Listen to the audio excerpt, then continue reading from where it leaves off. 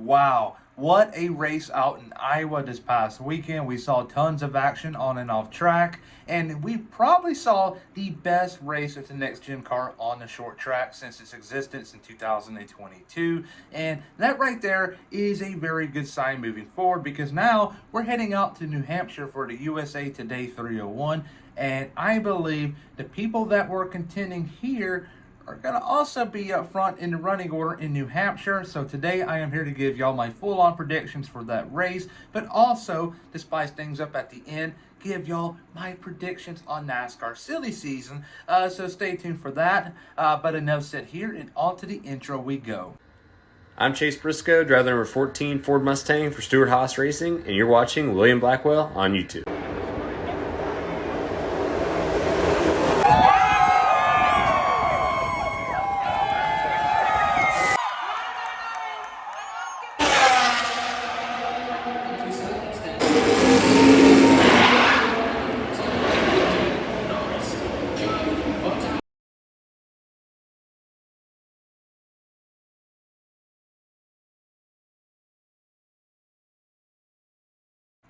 In my own opinion, Joe Gibbs Racing has been on a pretty big downfall as of lately, the last two races to be exact.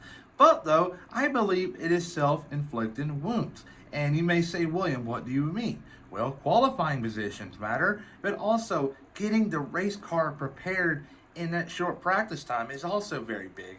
You can't say, oh, it's not enough time. Well, the other teams are clearly getting things worked out in that same amount of time. So if they start to tighten up, which I believe will happen sooner rather than later, and I personally believe will be this weekend in New Hampshire, they'll turn things around. And the driver going to victory lane this weekend is going to be the 20 car of Christopher Bell. Christopher Bell, in my own opinion, has been the best Joe Gibbs Racing car this year. Yes, he's at a 2-3 ratio with Denny Hamlin. Denny Hamlin has 3 wins of the year.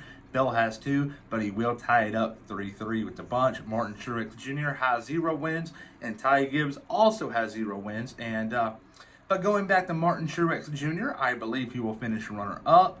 And it's going to be a good race weekend for him because I believe he'll head into Nashville with some momentum. A track he's been up and down at in the past. And Chicago is a street course, so anything can happen there. But the point is, though, Martin Truex Jr. right now is in a little hole. He needs to dig himself out of it. All right, P3 will be Denny Hamlin. Yes, a JGR top 3. How about that? You would think, obviously, that I'm pretty crazy saying this after what's happened on track the last 2 weeks where JGR has been irrelevant. But yeah, though, Denny Hamlin P3 in New Hampshire is like a very good combination. But we're talking about a pretty good combination at the moment, and it is Rick Ware Racing and Justin Haley. Justin Haley is on fire at the moment, and he is starting to catch the attention of other NASCAR Cup Series owners, maybe the Wood Brothers. I'll talk about that a little later on. But right now, he is starting to heat up. He had a top 15 this past weekend in Iowa, and he had so many top 10s in the last 4 weekends. So he is actually starting to contend for these race wins, in my opinion. And when we go to a super speedway like Daytona or Atlanta, to be exact, because Atlanta is in the playoffs, and if he wins at Daytona and makes it to the playoffs, he could be a force to reckon with. He can sneak his way into the round of 12, but that is all logic, and let's get real here. More than likely, he won't make it because Daytona is a very big wild card, but he is getting good results, and he could get a promotion next year to a bigger and better ride, and he could contend for more races down the road, but time will tell there. But my big flop is going to be the 43 car of Eric Jones. Eric Jones, at the moment, is struggling, and I just don't see the light at the end of the tunnel for him. I really don't. And when he moved over from JGR to, at the time, Petty Motorsports, I thought, you know what? He can turn this situation into a very good one. And he can probably contend for top 15s and maybe top 10s and maybe get another NASCAR Cup Series owner giving him a call. But that time never really happened. They've been the team partnered up with Legacy, had Jimmy Johnson and his crew come over, Matt Kenseth. And next thing you know, this is a big operation right now thinking, you know what? We don't want nobody's support. We don't want Joe Gibbs Racing supporting us. We can do it on our own. And if we're being honest here right now, it is a very wrong decision. I know it's a very stubborn decision by Jimmy Johnson and Richard Petty, but yeah, it's just not a good look. They should have partnered up with them to be competitive, but yeah, it's going to be a good result. But at the end, but how long is it going to take? 3 years, 5 years, maybe 10 years? I don't know. But the point is, though, they should have worked with JGR. You can obviously see in the graphic right there, it says Alex Bowman. I put Eric Jones late, so there you go there. But it does sit here on New Hampshire. Christopher Bell wins, Martin Truex Jr. and Denny Hamlin, top three. And Justin Haley, my big surprise and big flop, Eric Jones. But now on to silly season. Silly season is going to be spectacular this year. Obviously, you're going to have a lot of people returning. I do just want to go down the list for the big names. It's going to be very quick, so keep a close eye. Obviously, Chastain is going to stay where he's at. Cindric is going nowhere. Dillon's going nowhere. Kyle Larson is going nowhere. Brad Keselowski, LaJoy, Kyle Busch, Chase Elliott, Denny Hamlin, Ryan Blaney, Chris Buescher. Chase Briscoe is going to the 19 car. That is the hot rumor at the moment. And yes, his result in Iowa doesn't look astonishing nor like perfect. But though, he was screwed by a caution mid-race by Daniel Hemrick. And he was also not only the only one screwed up there. Many others were screwed up, like Tyler Reddick, Austin Cindric, Austin Dillon, Harrison Burton was having a great day. He was screwed by that caution. But yeah, that's the reason why he didn't have a good result in Iowa. I believe the top 15 was definitely on the table for him in the 14 team.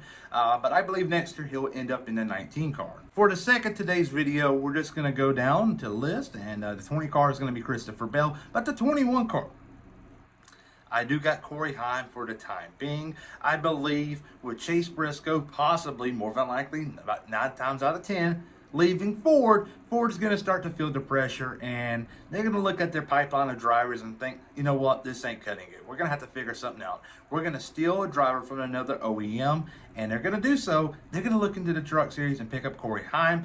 But though we're starting to see rumors speculate right now that Justin Haley could be under consideration for the team next year. But time will tell there. Who brings in the more sponsorship money? Corey Heim, not really. He is inheriting sponsorship money from Safelite, who has been with his Tricon team for many years. So it's going to be hard to judge whether or not he will bring in sponsorship money, but he definitely has the talent. So does Justin Haley. So I'm just going to assume Corey Heim from right now. Logano's going nowhere. Wallace is going nowhere. Byron's going nowhere. Hemrick is going nowhere. As much criticism as he may catch. Grexon to the 33 is the hot rumor. Cole Custer to the 34. And I believe Joe Custer may have a say-so in that one too. Keep a close eye later this week on a video. The 36 will be Josh Berry. 38 is going to be Todd Gilliland. Nemechek in the 42 and Jones in the 43. Tyler Reddick is going to stay in a 45 car for 23XI Racing for another year.